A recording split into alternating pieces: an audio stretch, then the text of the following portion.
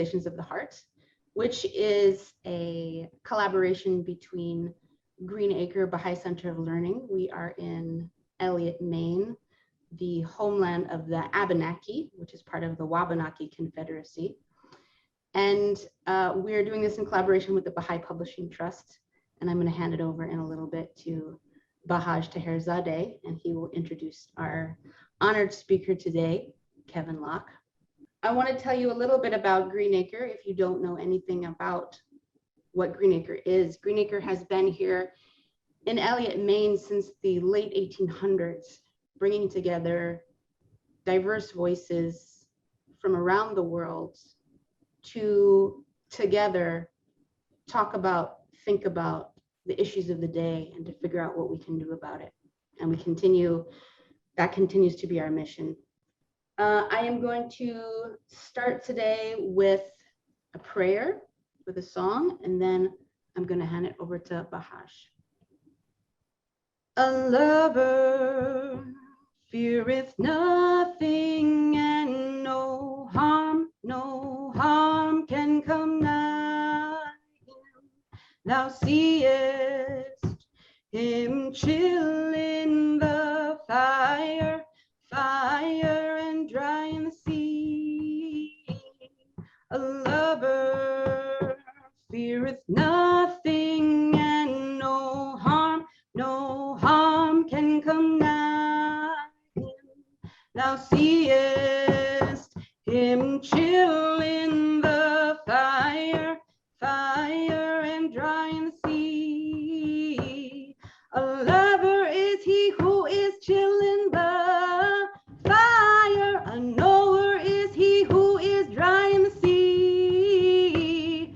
A lover is he who is chill in the fire. A knower is he who is dry in the sea. A lover feareth nothing, and no harm can come nigh him. Thou seest him chill in the fire and dry in the sea.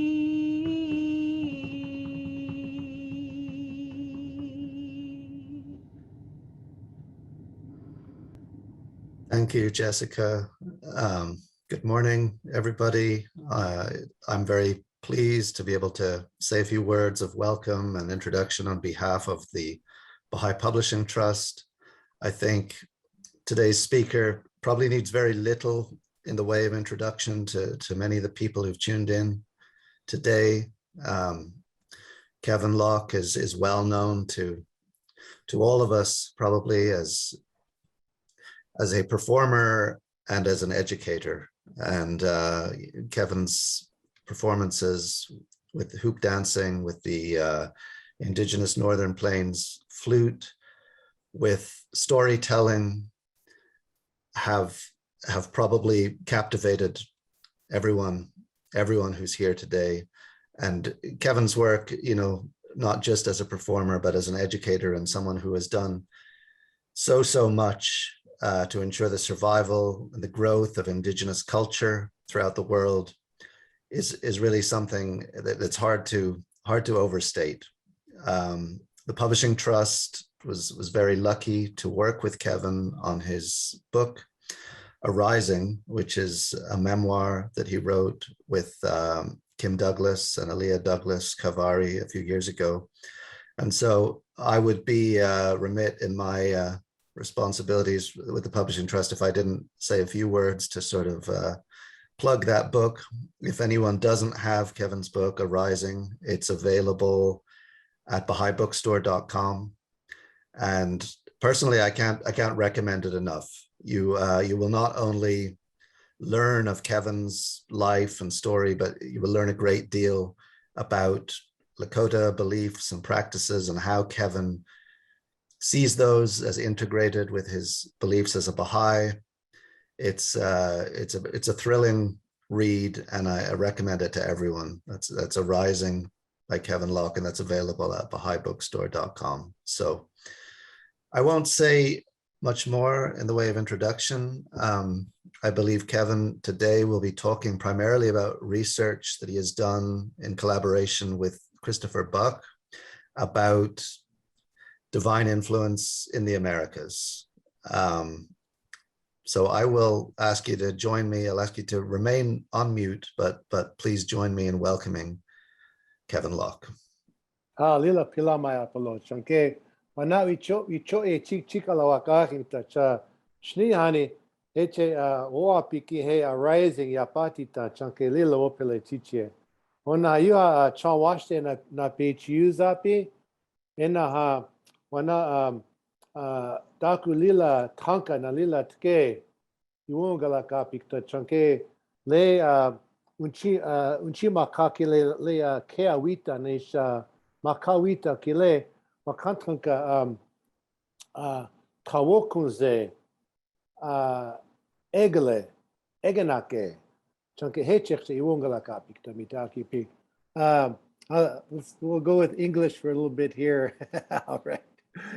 I'd like to thank the Green Acre and the Bahá'í Publishing Trust for making this available, making this opportunity possible to do a little bit of sharing on a topic which is really precious, something I really treasure, and I really appreciate the collaboration of Christopher Buck on this really exciting project we have embarked on regarding the indigenous messenger of God who have walked upon this hemisphere.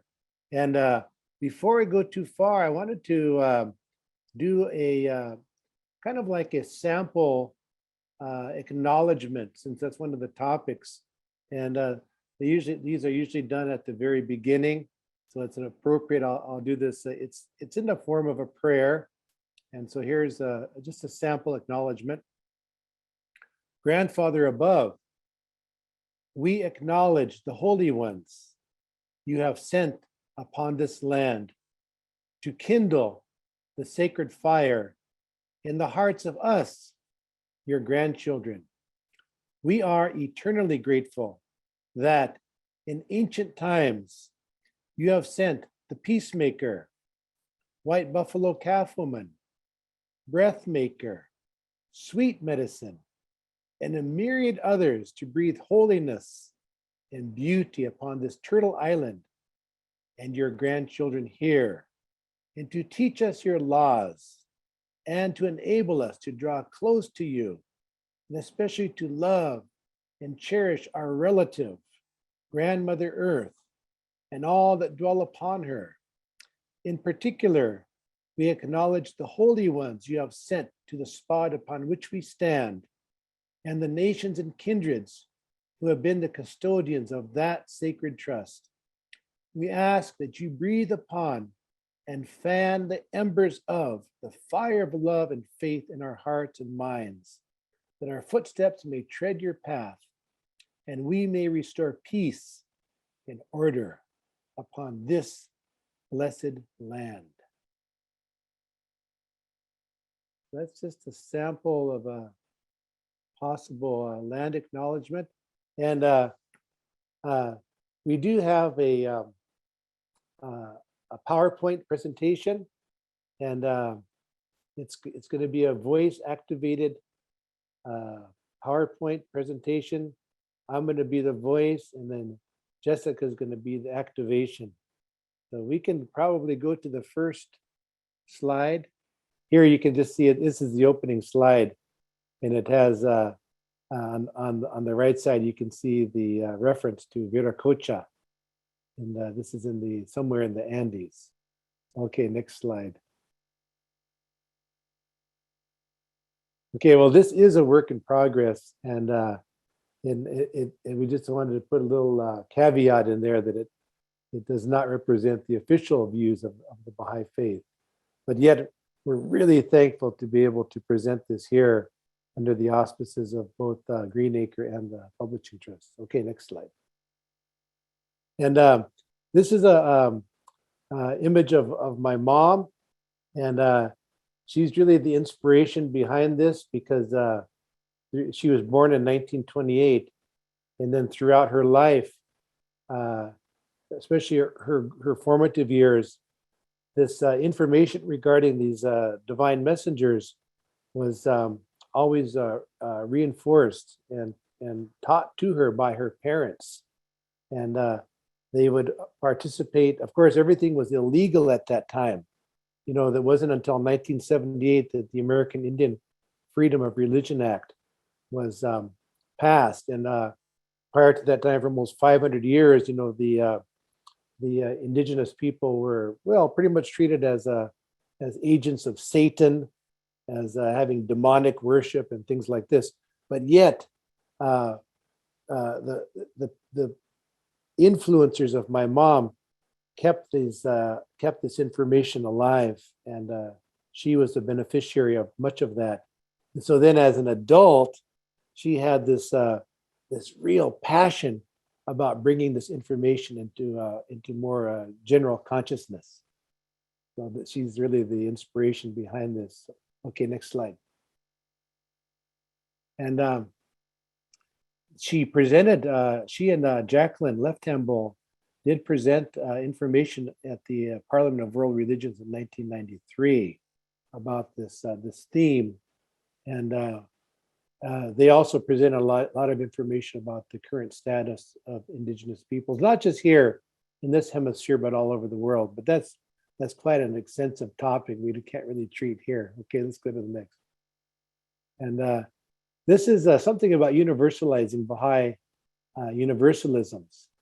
And this was a quotation that was especially prioritized by my mom. A lot of you have come across this in gleanings. Unto the cities of all nations he hath sent his messengers, whom he hath commissioned to announce unto men tidings of the paradise of his good pleasure, and to draw them nigh unto the haven of abiding security, the seat of eternal holiness and transcendent glory. So it just wasn't like one place or one city, one citadel, one community, but as it's stated here, was the cities of all nations. That this process of divine inspiration has been wafted upon the human heart. Okay, next. And this is just a slide presentation that we did for the Baha'i community in Manhattan Beach, California. Okay, next. And we especially want to acknowledge this very holy time, this very propitious time now, when we can observe and celebrate really the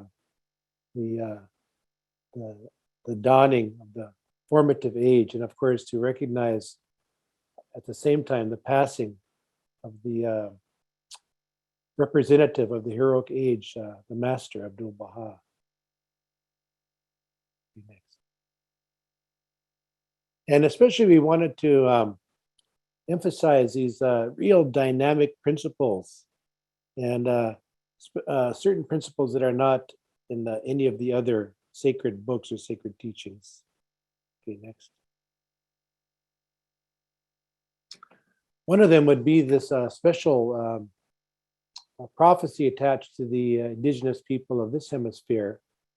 In Tablets of the Divine Plan, Abdul Baha says, attach great importance to the indigenous population of America.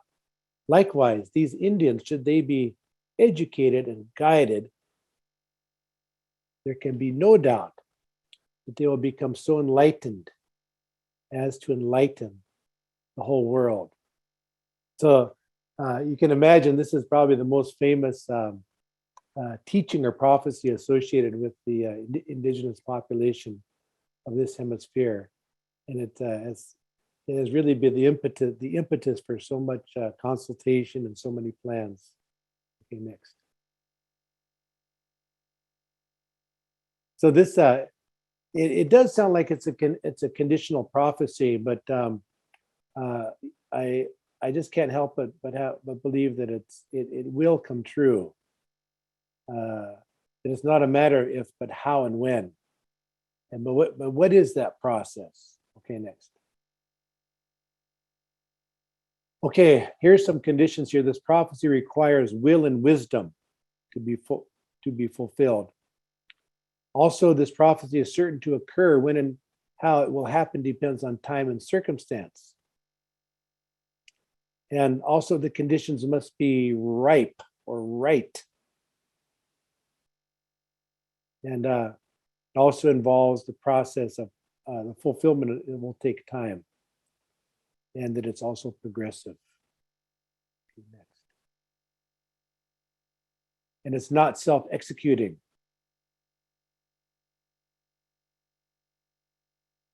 So again, the conditions must be right and ripe. And that's where we come in. That's when we become the proactive agents of this. Okay, next.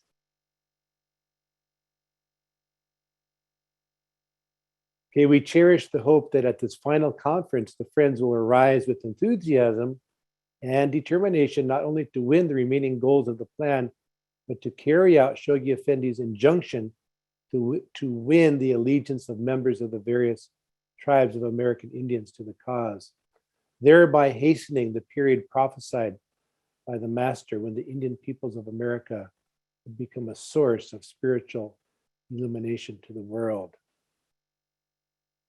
And then at the end of the second column, it says, it refers to accelerate the dawn of the day when they will be so illumined as to enlighten the whole world. And this is over the signature of the Universal House of Justice. Next. So this is a very important principle, and that's the synergy. These words that they take a root and take effect in our hearts. So the first precondition for the fulfillment of this prophecy is a dynamic interaction or interplay between the sacred teachings of the Baha'i faith and sacred indigenous traditions. It is the dynamic and exemplary synergy between the two that will probably become the greatest cause of the enlightenment foreseen and foretold by Abdu'l-Baha. This process is gradual and progressive. And here's a way to start. Okay, next slide. Okay, this is something we've been working on, which is the whole idea of the land and spiritual acknowledgements. And you can see that there's some references to some of the articles in this series that we've been doing, which is over 90 now, over 90 articles on this theme of indigenous messengers of God. Okay, next slide. And those are through the BahaiTeachings.org, excuse me. So this is really interesting. This it all is, but Baha'is believing in all revealed religious truth of past ages as an unfoldment of one divine plan, have respect for the customs and traditions relating to these religions and cultures, and desire to preserve cultural elements that contribute to the well-being of man. Because of this belief in the unity of mankind, all people are recognized as valued members of society and play an equally important part in building world order. Okay, let's go to the next slide. And this, I love this quotation, and it's from a conference that was held in on the Navajo Reservation, 1972. I believe it was in Ganado. And I like to read this. You can read along as well. The all-wise creator of earth and heaven has, from the beginning, which has no beginning, sent to his peoples divine messengers to guide them to the straight path. These wise ones have come to establish the unity of the kingdom in human hearts. This great evolutionary process of building the organic unity of the human race has entered a new stage with this mighty message of Baha'u'llah. His voice is the voice of the Great Spirit. His love for humankind is the force of the new age. He who sends the rain, who causes the sun and the stars to shine, the rivers to flow, the winds to blow, and the earth to give forth her bounties, has in this great day sent to all mankind Baha'u'llah. It is this great one who has opened the door of divine knowledge to every soul. It is his teachings that will establish world unity and bring about universal peace. The people of the world are the tools in his hand. They must strive to understand his message and to walk in the path of his divine guidance. Every human being is responsible in this day to seek the truth for himself and thereafter to live according to that wise counsel. The old ones have all longed for this sweet message. Praise God that you have found it. The Universal House of Justice, 18 May 1972. For instance, in this first column further down, it says, Baha'is encourage Indians in South America, for example, to see and reverence the profound spiritual truths which are to be found in both their pre-Christian religions and in Catholicism. On the next column, through the Baha'i teachings, the inner conflict which many still feel between their ancient religions and Christianity is resolved. So this is a process that we go through individually and collectively. I think it's universal. We all have to go through this, but the special condition, I believe, in the Western Hemisphere, in the Americas, has been this extreme pressure, not only of genocide, but of suppression of the beliefs, culture and language of the people. So an example of the Baha'i attitude is to be found in the operation of such radio stations as Radio Baha'i Ecuador, which has a policy of encouraging Indian arts and music and fostering in the Indians' pride in their heritage. And if anybody's been to that Radio Baha'i Ecuador, it's in Otavalo. And just as an aside, if anybody goes to let's say London or Paris or New York or Chicago, really anywhere, you often will hear these Andean music being played in different areas or festivals. And if you ever ask those musicians where they're from, they'll tell you that most of them are from Otavalo. So it's really a center from which a lot of these traditions emanate, are broadcast throughout the world. That's just an aside. Okay, next slide. A great picture of one of the DJs. Next slide. Now this is really interesting. I think a lot of people may not be aware of this, but Baha'u'llah made no mention of Buddha. And if it had not been for Abdul Baha's statement, we would not have been in a position to state definitely that Buddha had been a manifestation of God. There are a myriad traditions in the legends of people that point back to some sort of divine revelation, but as the beloved guardian secretary pointed out on his behalf, we cannot possibly add names of people we or anyone else might think to be lesser prophets to those found in the Quran, the Bible, and our own scriptures. For only these books can be considered authentic books. We must just accept that there are undoubtedly many prophetic figures of whom all authentic record has been lost. And then also Abdul Baha added Krishna to that list. And in the tablet of Amir Khan, Abdul Baha also added indigenous messengers of God sent to the Americas. Okay, next slide. And here's a photocopy or a facsimile of the tablet to Amir Khan. Next. And the tablet to Amir Khan, this is a response to some questions posed by a man named Amir Khan. And in one of these responses, the master said, undoubtedly in those regions, and Amir Khan was specifically asking about the Americas, the Western Hemisphere.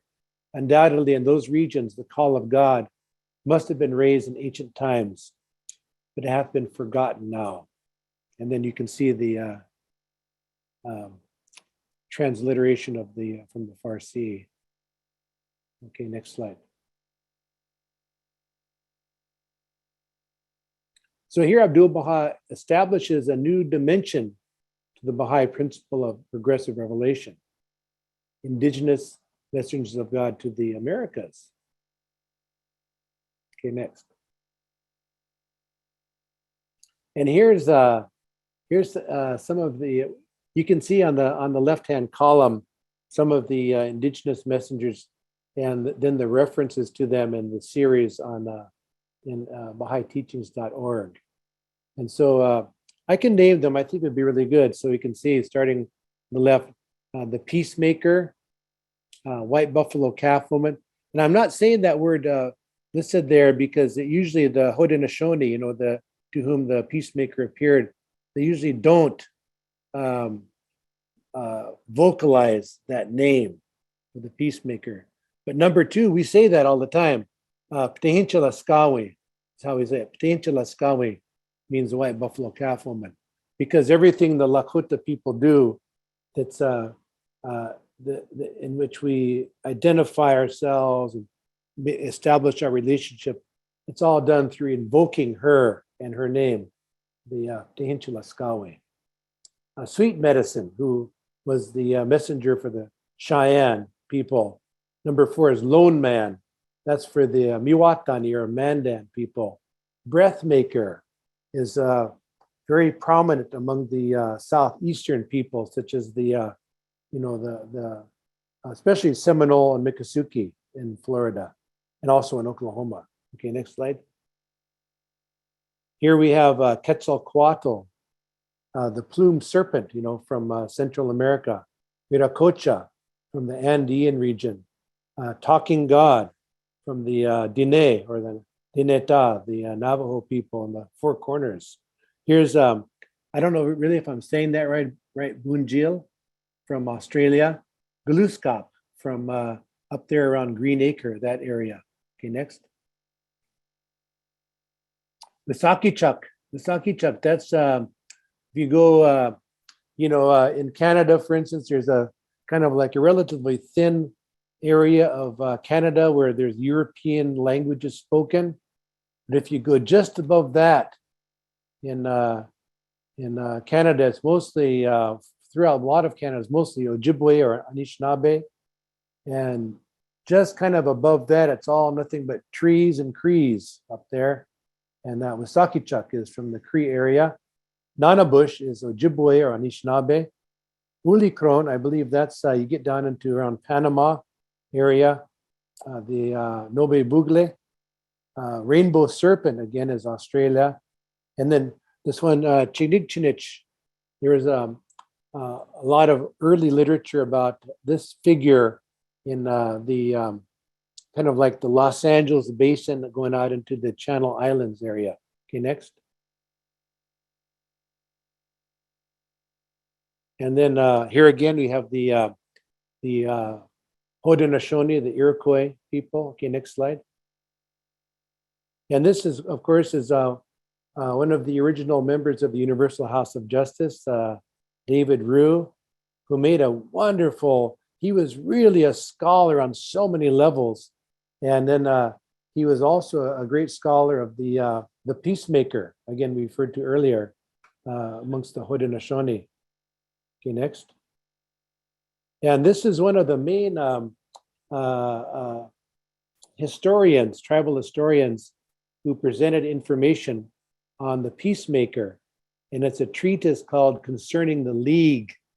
And this man, Chief Gibson, was one of the ones that they would give these orations in the original languages, basically the 5 languages.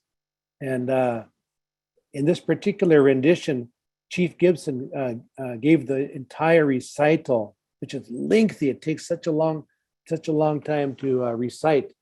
I think he gave it in Onondaga. most of the speech makers and the tradition keepers were fluent, if not proficient, in several of the languages. I was out there recently, and one of these elders gave a prayer, and then afterwards I asked him what language he used, and he said, "Well, that's Cayuga." He said, "I gave that in Cayuga." And I asked him, what about his Cayuga identity. He said, "Oh, no." He says, "I'm not Cayuga at all." He said, he said his dad was Mohawk, and I think his mom was Seneca. But since they couldn't agree on which language to raise the kids in, they chose a neutral one, Cayuga. And so he was raised speaking all those languages, but he chose Cayuga. Okay, next. This is the document that we're referring to is called Concerning the League. Concerning the League. And this is it's just a beautiful, profound document that eventually probably will take its place in the world's religious literature. And this is the document that Chief Gibson related in the Onondaga language. Okay, next. And here's, this is an article that Christopher Buck did on this. He's been an advocate for 30 plus years on this. He's just tireless in his scholarship and in his conviction. It's really an honor to work with Christopher. Okay, next. And this is a document, a very famous document in the annals of the field called ethno-musicology.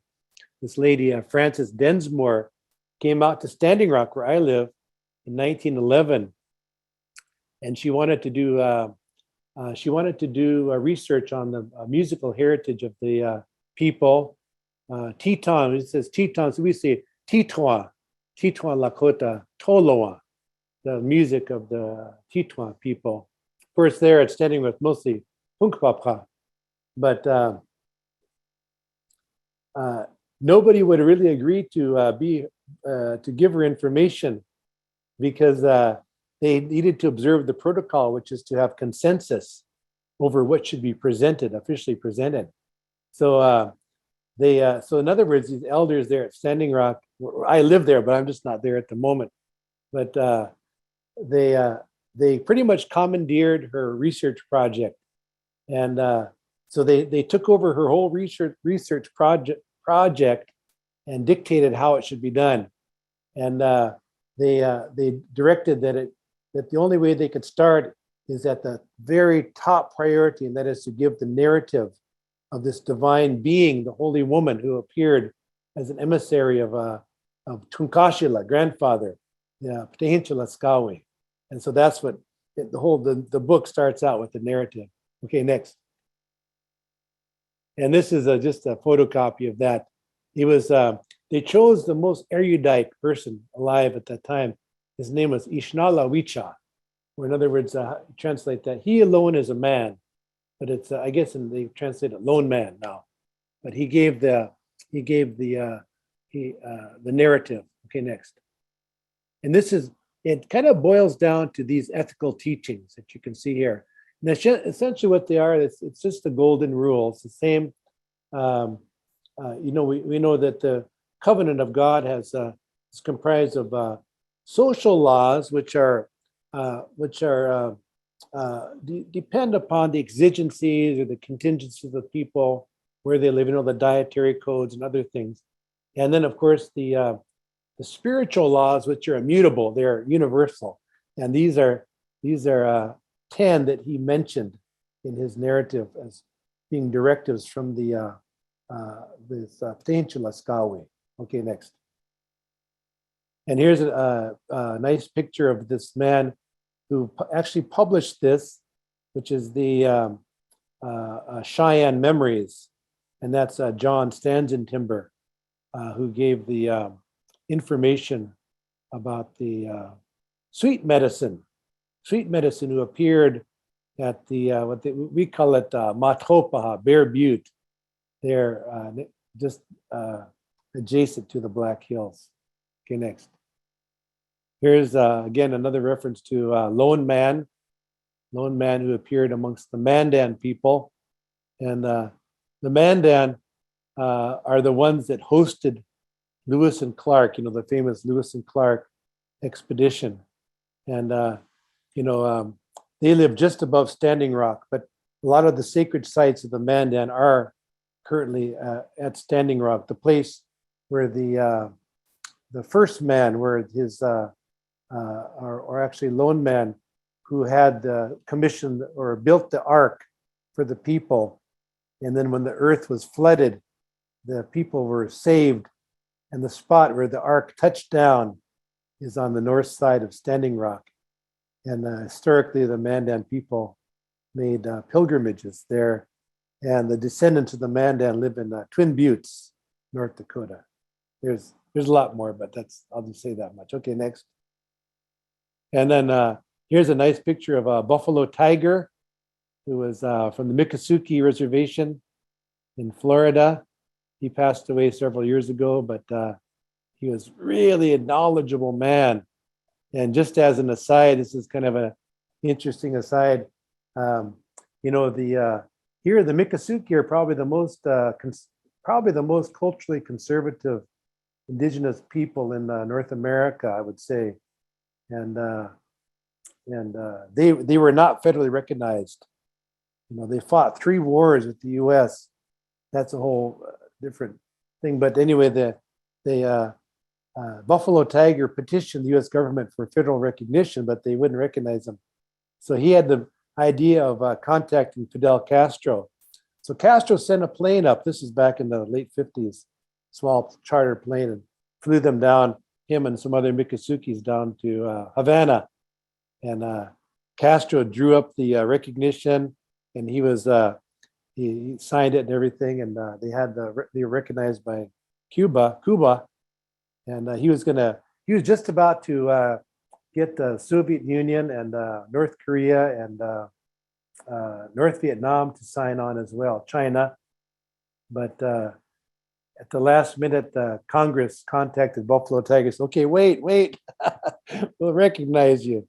But he was Buffalo Tiger he was very influential, and he always referenced the breath maker. Okay, next. Quetzalcoatl from the Central America. Okay, next. Viracocha, we mentioned, from the Andean region. Next, there, Talking God. Diné, Navajo, next. And again, here's the one from Australia. As you know, Australia is has one of the longest traces of human occupancy in the world. It's like 53,000 years, something like that they can verify human habitation in Australia. And this is one of the divine messengers that appeared there. Okay, next. Galuskop from Green Acre area. The Avanakusakichuk, next. Nana Bush, next. Willie Crone, next. Rainbow Serpent, next. Chinigchinich, next. Yes, and here's a really nice pause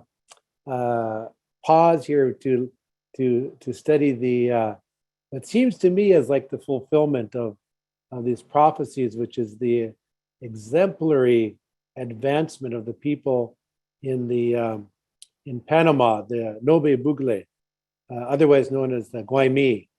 And there's some really nice documentaries about them, the progress, some really fantastic history about them as well. Okay, next. And this is a nice sample of do's and don'ts of land acknowledgement that was we were able to print courtesy of the Delaware Nation. Okay, next. Next. Next. And this is something also available at BahaiTeachings.org, which is this little known presentation by Kevin Gover, who was the Commissioner of Indian Affairs. And he did a wonderful statement, but it's available now. Okay, next. Kevin Gover, September 8th, 2000. There's the reference there. Okay, go ahead, next.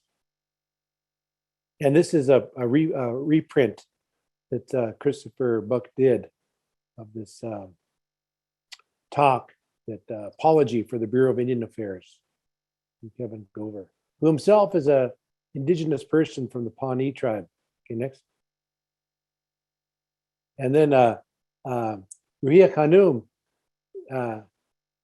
she made so many references, and basically I think if people study her travels and her life, they'll see that she was dauntless, so intrepid in visiting remote areas. She'd always, I don't know if you could go anywhere. I haven't been able to find anywhere that I've been where she wasn't there first, no matter how remote, difficult to attain that place. She was there. And she was always a champion of tribal peoples all over the world, especially in this hemisphere. And that's our little slideshow that we did just to introduce this theme or this topic of Indigenous messengers of God. And now, Jessica, if anybody has any comments or anything like that, I'd be happy to, we can turn to that now. Sure, thanks, Kevin. Sure. But folks, if you have questions, please put them in the Q&A box. A lot of people were asking Kevin, where can they get the land acknowledgement, the prayer really that you shared at the very beginning? Is it possible? Oh no, Christopher was asking me to do that, so I just kind of came up with that kind of extemporaneously. But I think we'll publish that. We can publish that just as an example of that. Yeah. And all those materials that you saw there are available on those articles that we've been doing. 90 plus articles. I think it's 94 now. Yeah. That's a lot of articles. I know. We just didn't do it overnight. It's been kind of coming down the line over a period of time. Yeah. How long have you all been working on it? Well, Christopher really has been doing it such a long time, and I've been collaborating with him for the last few years on these articles. Yeah. Well, I think on behalf of everyone, I thank you for that service. Oh yeah, it's been really wonderful. Like I say, that was something that my mom would always talk about when she was a little girl. They on the sneak, they'd go way out somewhere, and they'd maybe attend a Sundance or sunrise ceremony or something, but nobody could find out about it. It was just everything was just underground at that time. I think folks are also wondering where they can access this slideshow, this slides presentation. I think that's also on the Bahá'íTeachings.org, but that's a real good question. I'll pose that and we'll see if we can make that more available. Okay. Yeah.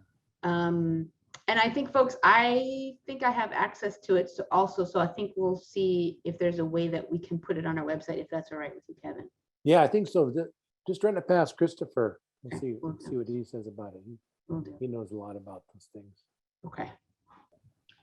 Someone is asking, it says, have we included the story of the twins and their mother from the Navajo in this process? White shell woman, or has other names? Question mark.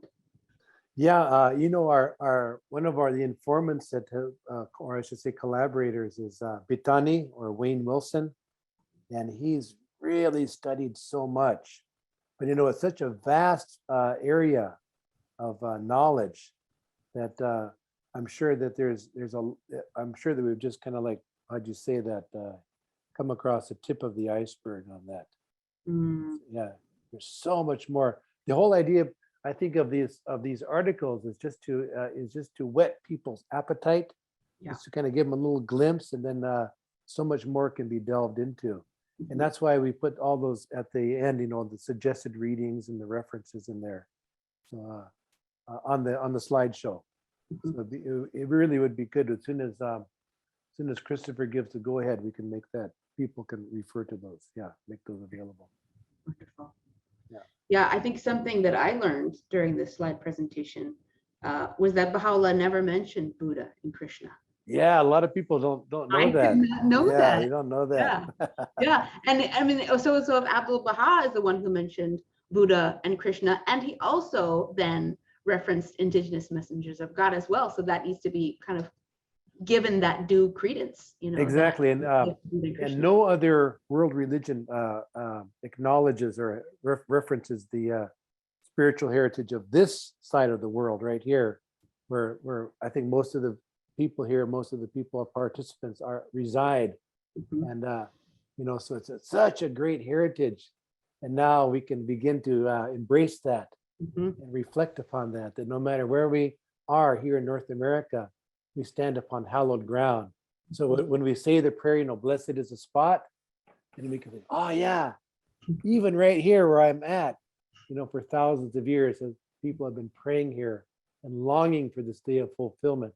And now we can actually live out that fulfillment on behalf of those ones who prayed here in ancient times, right? Whoa. Can't we? We can do that, right? Yeah, absolutely. That's very powerful. Yeah. That's very powerful. Thank you for sharing that. Thank you for sharing. I think so curious, you know, that so many of us who live in North America know so much about religions that came from places other than here. Exactly. Yeah. You know about the religions that came from right here, where we are. Exactly. Yeah. Exactly. Yeah. And I just can't help it, you know, being that you know, from my mom, you know, I can't get myself to think otherwise about anywhere I go here on this land. And there's so many of them. Exactly. Yeah. So many of them. Exactly. Incredible. And there's so much to learn. There's so much to learn. Someone is asking, did white buffalo calf woman come before or after the end of the last ice age? Well, you know, one of the things that even though a lot of that was destroyed, there were a lot of these, they call them, they're calendars. It's a calendrical system. We call them Waniatu Oapi or Waniatu Oapi, which means winter counts. And they every year, you know, they would the elders would get together and they'd identify an event that would serve as a mnemonic or memory device for that year. And so they all do reference this appearance of the Tehentla Skawi, and a lot of them have corroborate the date of 901 AD.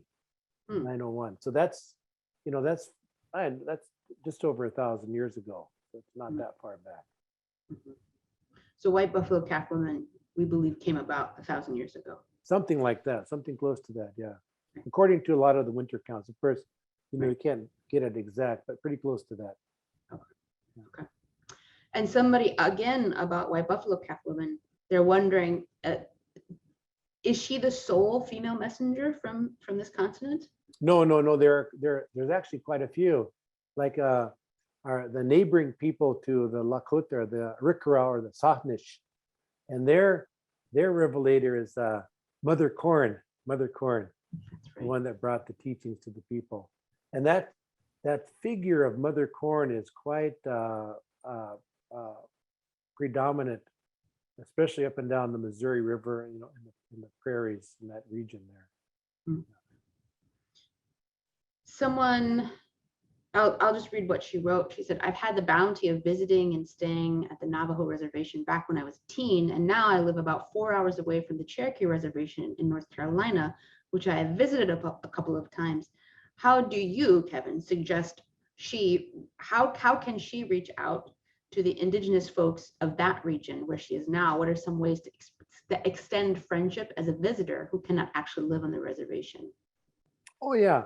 Well, I think the main thing is that the way that you can make friends is through food. Sound like that's something my husband would say. Yeah. No. But I think it is pretty good way. You know, people always get together around meals and things like that. But basically, it's basically just friendship. You know, we have to. That's the way everything goes. Is just through a heart. You know, it's a heartfelt connection. So you make the connection somehow with different people. And I think you know, the main thing starts with her, with like where she is coming from, which is the wish or the desire to do that. And then once she has that, why then doors will start to open up. And we don't know how they're going to open up, but they will. Since she has it, which is So she's got the wish. So now she's going to take the next step and the next step. And so she's going to walk that path and lead her to good interaction, good relationship with people. As you know, she does that prayerfully. Thank you. I'll just share for her sake, you might also look online and see if there are any language classes and sign up for one. Oh, that's a really good idea. That's Because what they really have an active language revitalization initiative there at Cherokee. You know, they've got there's a few communities there at they call it Qualla Boundary, but there's a few communities like I think Snowbird community, and you know, of course everybody goes to Cherokee. It's right on the main street. But if you get further back, there's a smaller communities where they do have more Cherokee speakers back there. But I think across the board they are emphasizing revitalization of Cherokee there in North Carolina, also on the Oklahoma side as well, around Tahlequah area. Yeah, both sides. So someone, and I think we kind of touched on this already, but I'll ask it again just so that they're clear. Their question is, so were the various indigenous messengers the same messenger interpreted differently in the various nations, or were they distinctly different messengers of God?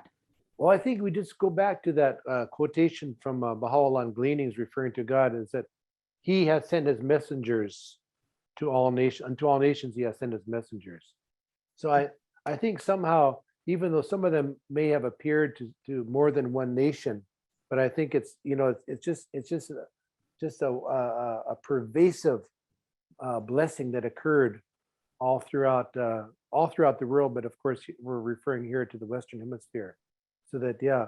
And you know, there's some really interesting things. One of the things that's really interesting, I think, in especially North America, is that most of the people, like I think it's 95% of the people in the Western Hemisphere are come from what's called matrilineal societies. You know, I think sociologists or anthropologists define as matrilineal. So when a person's born, then they derive their identity, their clan, their birthright. Everything comes down through the mother's side. So that's one of the quite universal teachings, I think, which is a divine teaching. It's especially emphasized here in North America. It's matrilineal descent. Mm-hmm. Yeah. Someone is asking, how can we Baha'is help to bring about this prophecy by Abdul Baha? Well, this is one of the paths that that we thought would be pretty good, and especially maybe institutionally, you know, is that we can do these acknowledgements and reach out to the different communities wherever we reside. You know, like you notice that slideshow is done for the Baha'is in Manhattan Beach.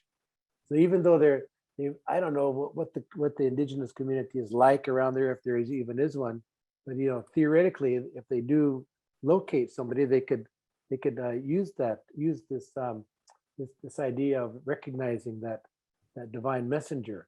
Because after all, you know, if you just go do land acknowledgements and think about it, that can get kind of political. It can get kind of contentious or controversial, because you know, people have they own stuff and they have land and, you know, all these resources. So that can be kind of problematic.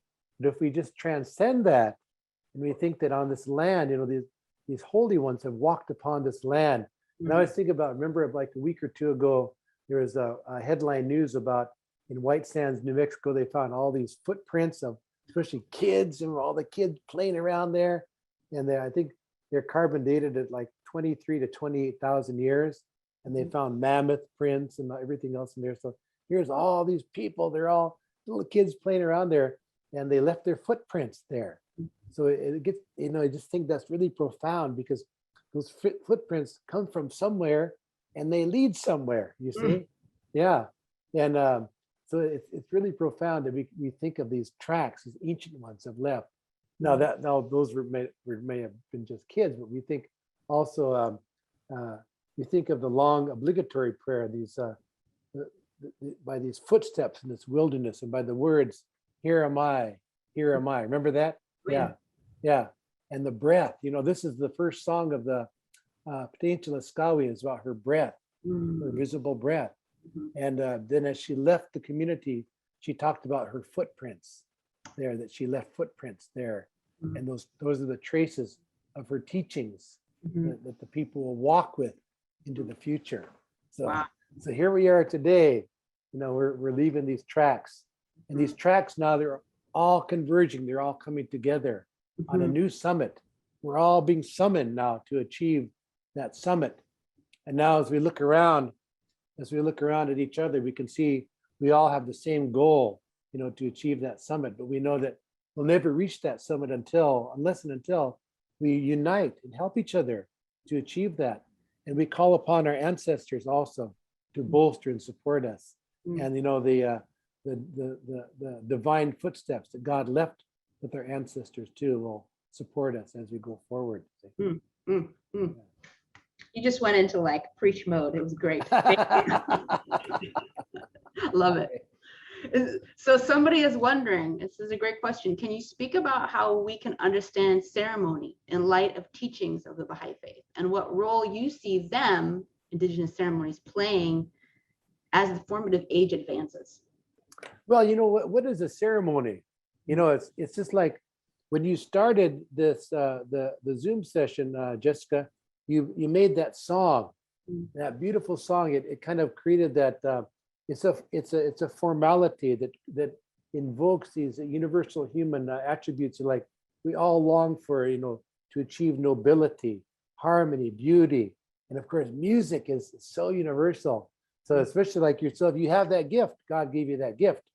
So then when you use that gift, you know, that's, to me, that's like a ceremony too, because it created that beauty, that pattern.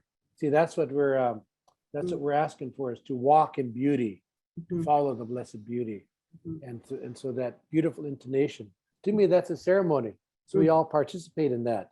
Just like when you think of going back again to, you know, blessed is a spot. Blessed is a spot. So we create that, you know, you and I, we all do that.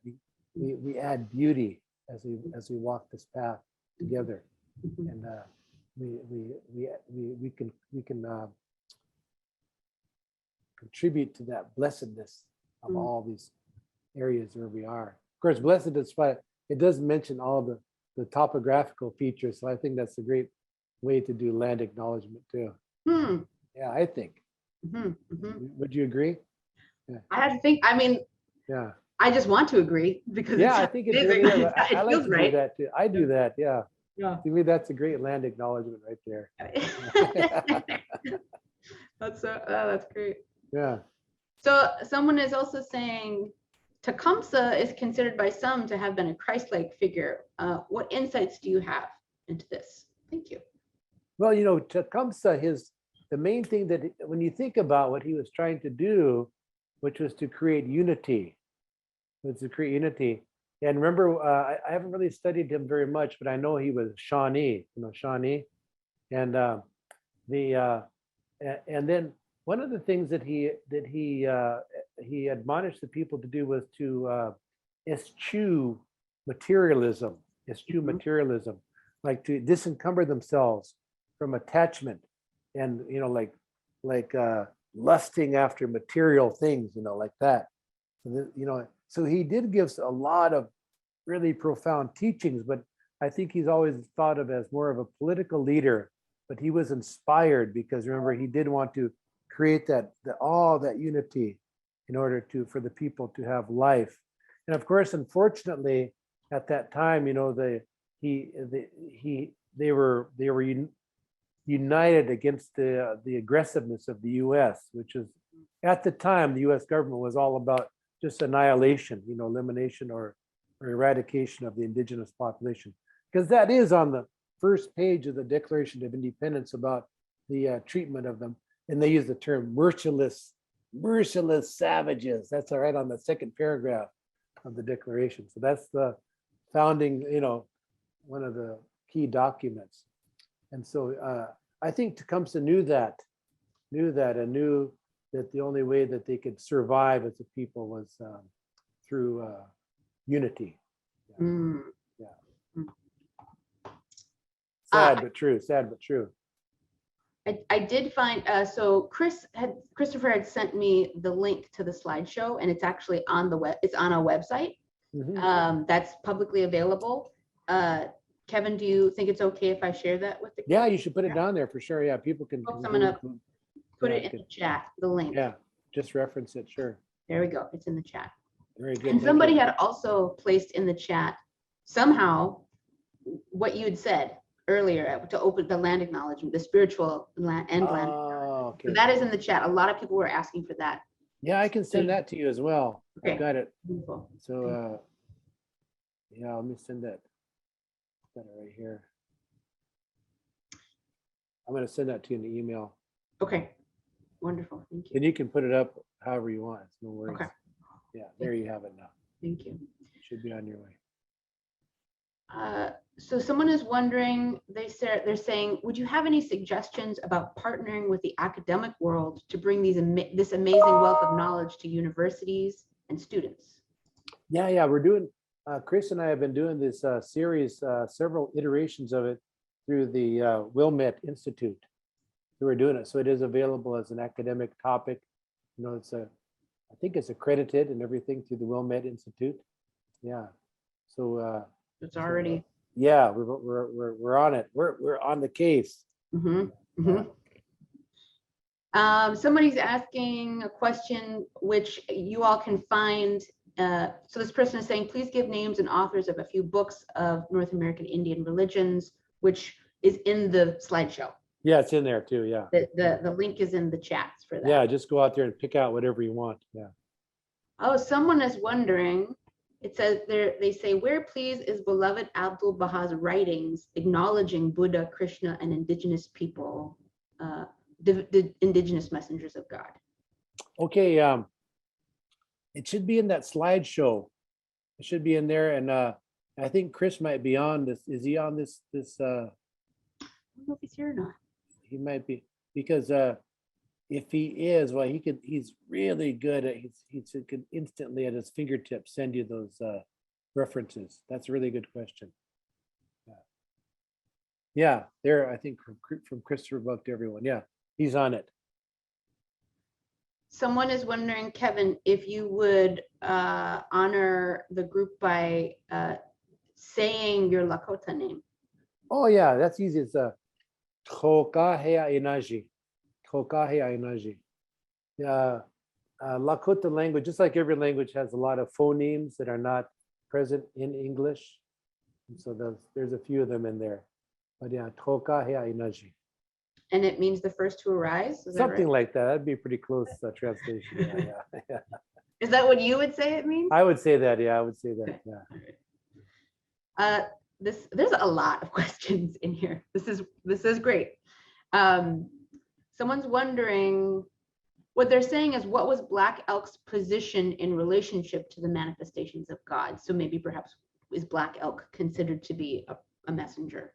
No. Black Elk was a gifted individual. You know, he was. Remember, there's a book called Black Elk Speaks, So good. in which he as a child, he went into a comatose state. He went to a coma, and he was transported into these spiritual realms.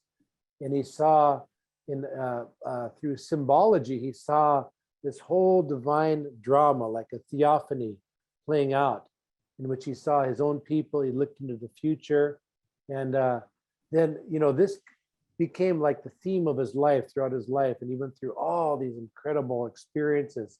But one of the things that he did was he became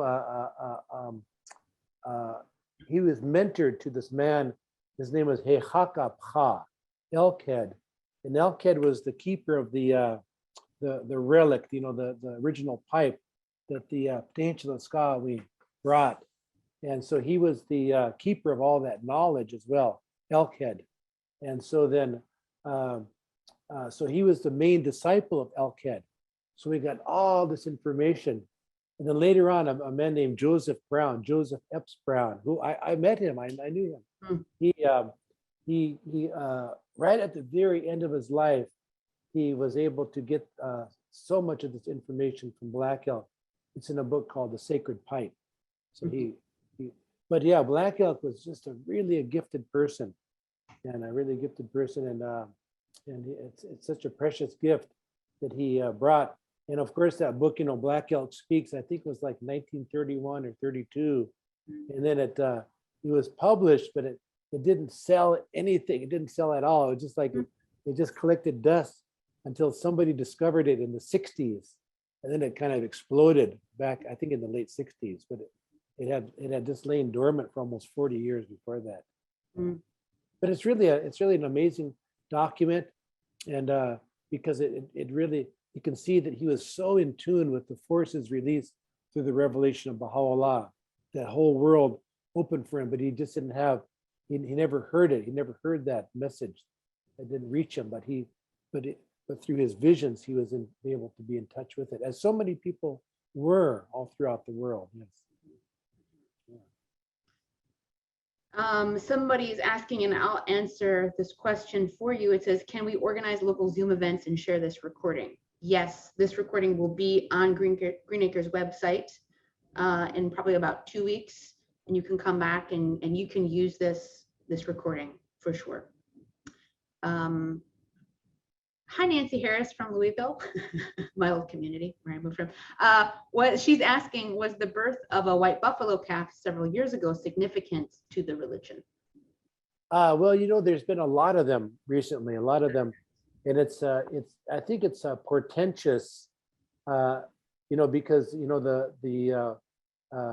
the statistical odds against the white buffalo appearing are really rare, but there's been so many born of late, and to me it's like a divine wake-up call. It's like a wake-up call, because it's just like telling everybody they need to wake up.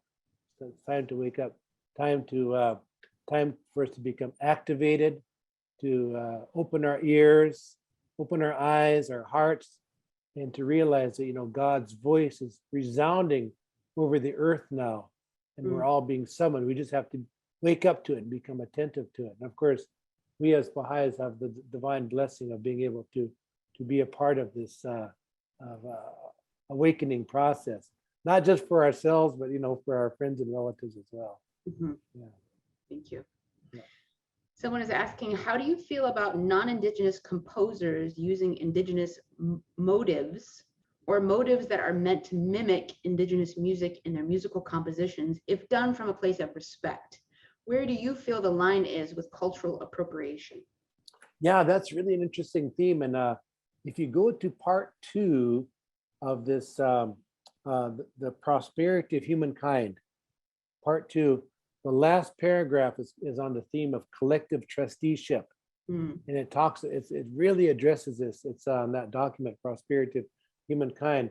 And and I can just briefly, what it's referring to is that the human diversity, like cultural diversity, is likened to the gene pool. So it's like this really rich gene pool that we've inherited as human beings of the different heritage. There's thousands of different cultures throughout the world. But now, and so then we know that in nature, a biosphere or an environment is only as strong as it is diverse. But we know that we're at this critical stage now where we're losing so much, not of just the natural biosphere, but the human diversity as well. But then it talks about the fact that we need to see things from a spiritual vantage point. So when you see things only from a material vantage point, and then this is my own words, I'm just thinking about it, and that is, when we see that, then you have all these problems of cultural appropriation and misappropriation, because people are stealing things so they can make money off of it and all this kind of stuff going on.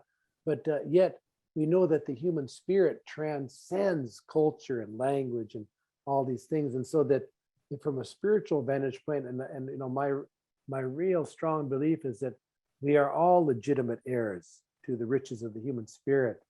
And that's what I live by, that theme, because about 95% of my programs are schools. So I get to go to all these little schools all over and visit with these little guys. I always like to get them to sing, get them to dance, get them to do these things, because this way they by actually kind of getting out of that just vicarious mode of doing everything, on a screen. In that sense, everything is really, how would you say it? It's extrinsic to yourself. It's foreign. It's not part of you. But once you do that song, once you do that dance, then you integrate that into your own reality. It becomes intrinsic to who you are, and that way you can connect with all these peoples. So that's what I really believe in that, and I believe that it's really important to do this now that we're emerging into more into a global civilization, to see ourselves as heirs, legitimate heirs to these riches of the human experience. Especially this, the main thing is that through these holy souls, you see, it's through these holy souls who transcended all this geographic and all these different things that tend to separate us now. And that's why Chris and I, one of the reasons why Chris and I now are really trying to emphasize this whole idea of spiritual acknowledgement. Does that make sense? Yes, absolutely. Okay, Absolutely. The next question is, what kind of substantive action should go along with land acknowledgements? We've looked in our area, and the closest official Indigenous community that we found is hours away.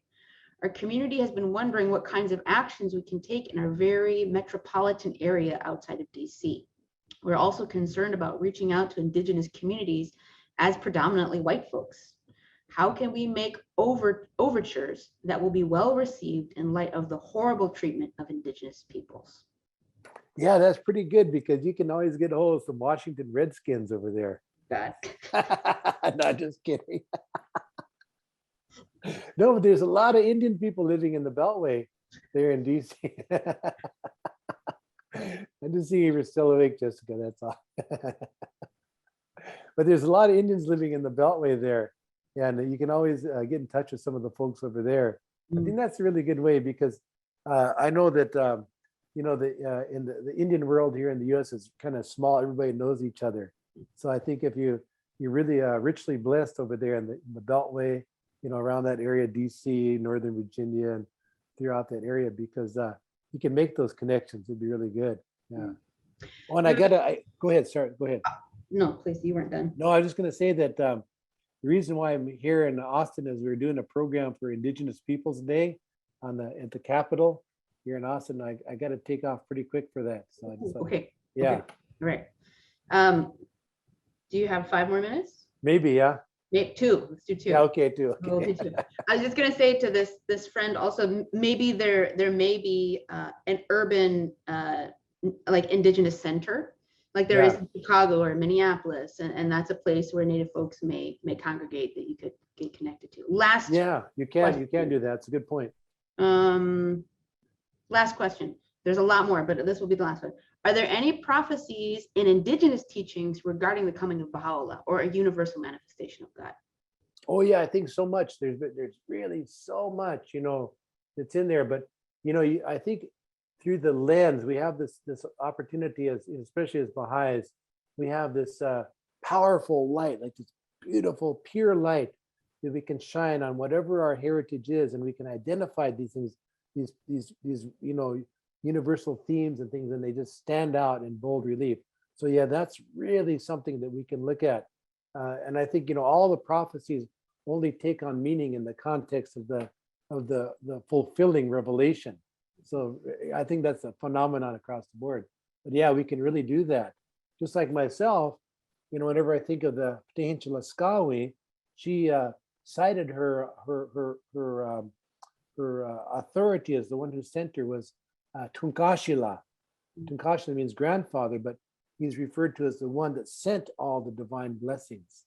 And so we can see that, and so the Lakota people, when we pray, we always pray to Tunkashila. Now, who is it that sent all the holy souls? Even like the Cheyenne people, sweet medicine, when the sweet medicine was going to go up on the mountain to pray at a certain, I think at the base, in his journey, the mountain opened up, he went into the middle, and there sat the whole concourse of all the holy souls, and the head of them all was seated, Chatkuta, the place of honor. And so then he beckoned sweet medicine to come and sit right beside him. And he was there for 4 days and gave them all these teachings. It became the basis of the Cheyenne heritage, the golden rules. So who was that taught sweet medicine? So we can see this right across the board. See everywhere you can see that, but only through the light or the context of the succeeding revelation do these earlier prophecies make sense. I think that's so true. Yeah. Well, I don't want to keep you any longer because I know you gotta go on to your next bit of service here. But thank you so much, Kevin. We really appreciate you. We appreciate your perspectives. We appreciate you standing up and speaking for the benefit of all of us and the rest of humanity as well. Oh, And thank you so much. I really appreciate the Green Acre for hosting, and the Baha'i Publishing Trust, Bahaj and Nat and everybody. Thank you so much, and the whole staff there at Green Acre as well. Yes. Thank you. You're welcome to leave, of course, or you can hang on for a little while longer, and I'm gonna share my screen, and you get to see a little bit more of the art that we have going on. And I'll scroll down to, maybe you can see some of the descriptions as well. So this is our website, as you can see, and this is our current art show. These are some of our previous art shows: Just Diverse United, The Destiny of America, and Pupil of the Eye. And so this is the current one, so we'll click on there. Oh, it was already there. We'll scroll down. You can see our gallery here, and here you can learn more about the artists in the show. And again, this is an Indigenous-centered art show, so these artists are all folks, all indigenous to the Americas, both North and South. And this was a multimedia art show, just like all of the ones now are all multimedia because we're online, so we can take video, we can take music, we can take fiber arts, performance art, all kinds. So I'm gonna actually share this song here. We had 3 songs in the background. This is a Caddo song, Hasine Nipa. This is a morning song. It's praying for the sunrise and the new spiritual day.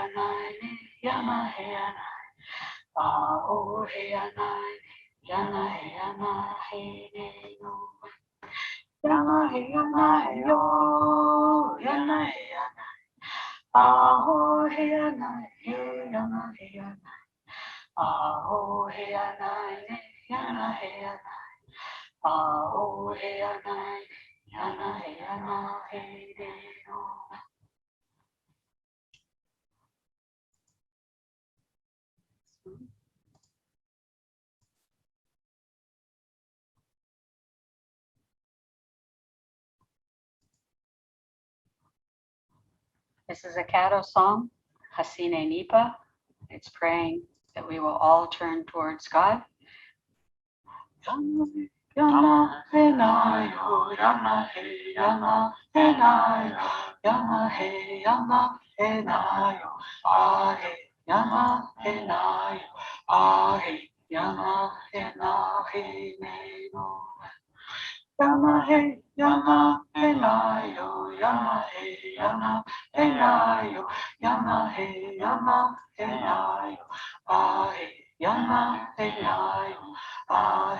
Yana he na he ne no na. Yama he na yo. Yama he na yo. Yama he na yo. Ah he yama he na yo. Ah he yana he na he ne no na. Yama he na yo. Yama he na yo. Yama he na yo. Ah he yama he na yo.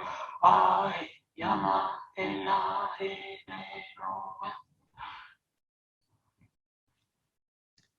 So I know I'm sharing these rather quickly, but please feel free to go to our website and you can scroll down and you can read the description of each piece. And there's some really powerful descriptions in there.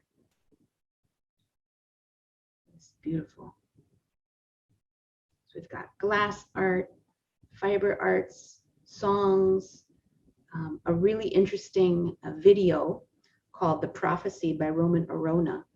In fact, on October, I should have announced this earlier, on October 23rd, we will have another program connected to the art show with Roman. We'll be watching his film. It's a short film. And then he'll be leading us in a conversation about the prophecy and the teachings that in the film tells us are the medicine for the current ills of the world. And of course, we know that that is stemming from the revelation of God in its current form. And so it's, I think, also a really, really great event to invite friends of the faith to as well. Yeah. So and you can go to our website and register for that as well, greenacre.org, click on events, scroll down, and you'll see The Prophecy by Roman Arona, and you can register.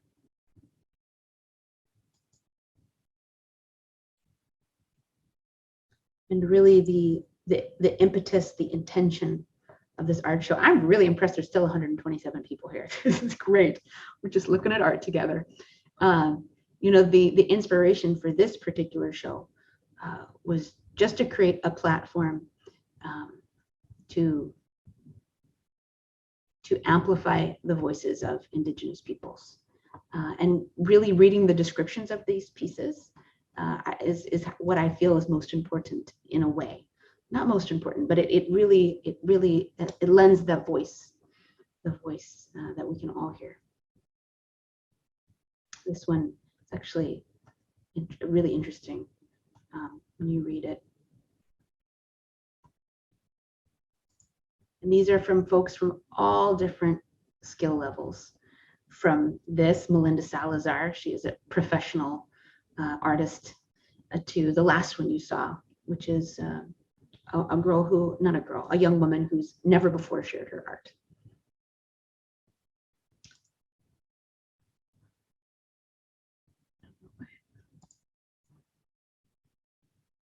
This is from Gordon Arzu, who has been contributing to each of our art shows, and we are in love with his art.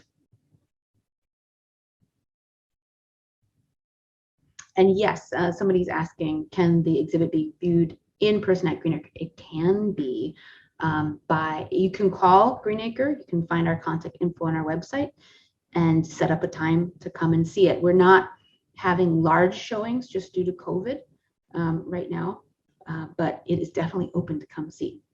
Come see it, it's really powerful in person.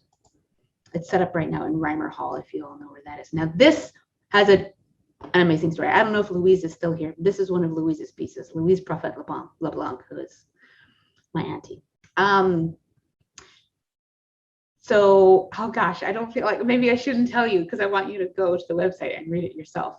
I'll just tell you, you can go to the website and read about it yourself, but I'll tell you the story of how it got here. So our mutual friend, Andy Harton, was in Canada, and I don't know, at this time, I don't know if it's changed, but the border from Canada to the States was still closed.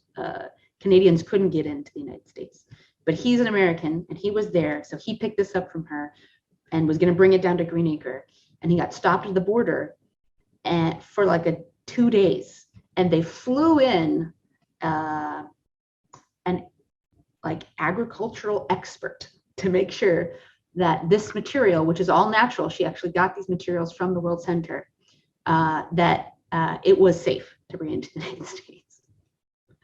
So it's been quite a journey getting the art here, to say the least.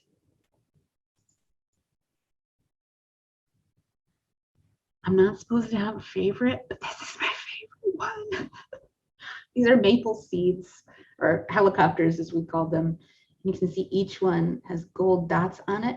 There's 200, and you can read about it here. This is for Baha'u'llah, for the bicentenary, actually, of his birth.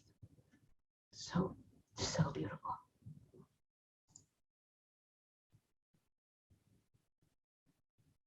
This has an incredible story behind it, which I won't tell you because I want you to come to the website and look at it. I still have 120 people here. This is amazing. That was also by Louise. So is this one. Prolific. I love that you all are talking to each other in the chat. Okay, this is a very special one. This is the only piece that all peoples were, well, how do I say this? Since this is Indigenous-centered art show, we wanted to hear the voices of Indigenous artists, but we wanted to have something that anyone could contribute to, could support, because people kept asking, how can I support this show? How can I support the artists?